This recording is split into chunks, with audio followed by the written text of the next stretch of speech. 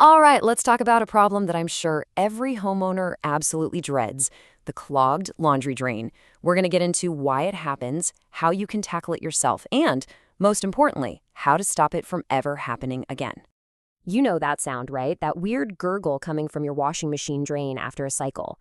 Well, that's not just some random noise. It's your plumbing trying to tell you something's wrong.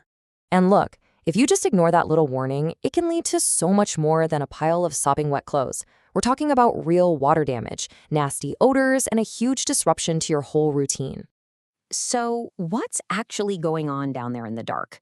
Let's pull back the curtain on the hidden culprits behind these messy clogs. To really beat the enemy, you have to know the enemy. So let's break down the anatomy of a laundry clog. It usually comes down to a few common offenders building up over time. So, culprit number one, lint. And lots of it. With every single wash, thousands of these tiny little fibers escape from your clothes and head straight down the drain. They get together, form a big, dense clump, and boom, gridlock. But what really makes that lint so dangerous is its partner in crime, soap scum.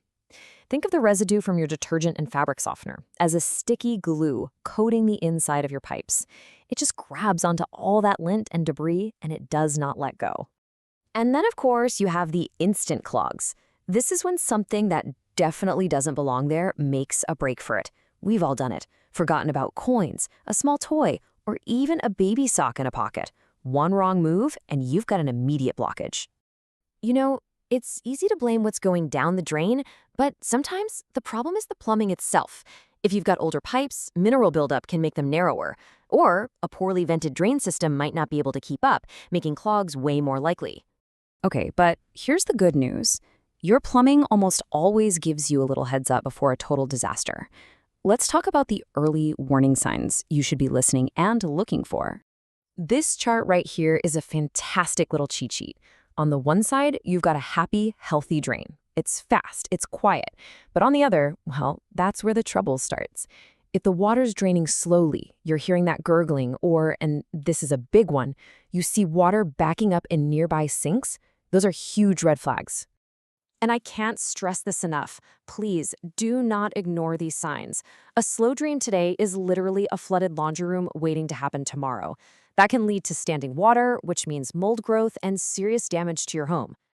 Okay, so you've spotted the signs early. Good job. What now? Well, before you rush to call a plumber, there are a few simple fixes you can actually try yourself. Let's walk through them. First things first, grab a bucket. You're going to need it, and pop it right under the P-trap. Then you'll carefully unscrew that trap and clear out any gunk you see. If that doesn't do it, a simple sink plunger can often work wonders. And for those really stubborn, deeper clogs, a train auger or a snake is your best bet. Okay, now for a crucial piece of advice. What not to do. I need you to hear this. Step away from the chemical drain cleaners. I know, they seem like a quick fix, but those harsh chemicals can seriously damage your pipes, especially older ones, and they're just terrible for septic systems. Look, there's no shame in knowing your limits. It's actually the smart thing to do. If your DIY attempts just aren't cutting it, or the problem keeps coming back, or you see any signs of a leak or smell sewage, it's time to call in the pros. All right, we've talked about the fix, but you know what's even better? Not having the problem in the first place. Let's shift gears and talk prevention, because this is where you can save yourself a ton of future headaches. And it's not even that hard. We're talking about a couple of really easy habits. The biggest game changer?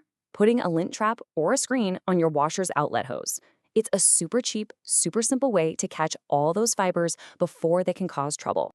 And just like anything else in your house, a little bit of regular maintenance goes a long, long way.